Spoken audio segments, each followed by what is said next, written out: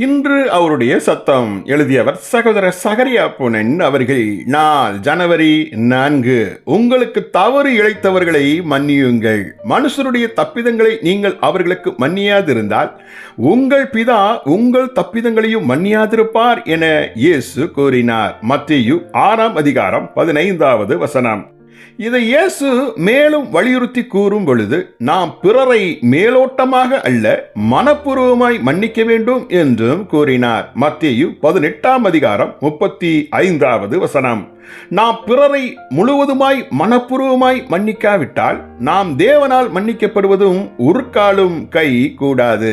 பிறர் செய்த செயலை நாம் ஒருவேளை மறக்க முடியாமல் இருக்கலாம். ஆனால் எப்பொழுதெல்லாம் பிறர் செய்த தீமையை நினைவு கூறும்படி நாம் சோதிக்கப்படுகிறோமோ அப்பொழுதெல்லாம் அத்தீமைகளை நினைப்பதற்கு மறுத்துவிட நம்மால் நிச்சயம் முடியும். சில சமயங்களில் உங்களுக்கு சொல்லன்னா தீமை விளைவித்த ஒருவரை மனப்பூர்வமாய் மன்னிக்க முடியாதபடி நீங்கள் கஷ்டப்படலாம். அச்சமயங்களில் அவரை மன்னிப்பதற்கு உதவும்படி தேவனிடம் முறையிட்டு ஜெபியுங்கள். அப்போது எந்த மனிதரையும் மன்னிப்பதற்குரிய விருப்பத்தையும் அதை நிறைவேற்றுவதற்குரிய பலனையும் தேவன் உங்களுக்கு தருவதை நீங்களே கண்டு ருசிப்பீர்கள். நம்முடைய கோடிக்கணக்கான பாவங்களை தேவன் இலவசமாய் மன்னித்திருப்பதை நீங்கள் சற்றே தியானித்தால் அதேபோல பிறரை மன்னிப்பது உங்களுக்கு இப்போது கஷ்டமாய் இராது. நாம் யாரையேனும் மன்னியாதிருக்கும் போதுதான் சாத்தான் நம்மை தன் வல்லமையால் பிடித்து கொள்கிறான்.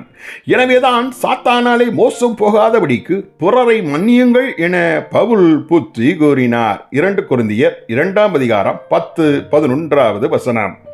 உங்கள் சகோதரனையோ அல்லது சகோதரியையோ மன்னிக்காவிட்டால் தேவன் உங்கள் ஜெபங்களை கேட்கவே மாட்டார். என் இருதயத்தில் அக்கிரம சிந்தை கொண்டிருந்தேனானால் ஆண்டவர் எனக்கு செவிகொடார் என வேதம் தெள்ளத் தெளிவாகவே கூறுகின்றது. சங்கீதம் 66:18. தேவன் எனக்கு பதில் கொடுக்க மாட்டார் என்று கூட இல்லாமல் எனக்கு செவி கொடுக்க கூட மாட்டார் என கூறப்பட்டிருப்பதை கவனித்தீர்களா? இனியும் நம்மை நாமே ஏமாற்றிக் கொள்ளாதிருப்போமாக.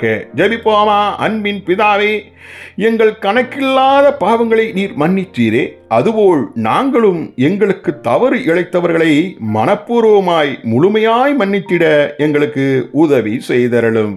ஆமேன்.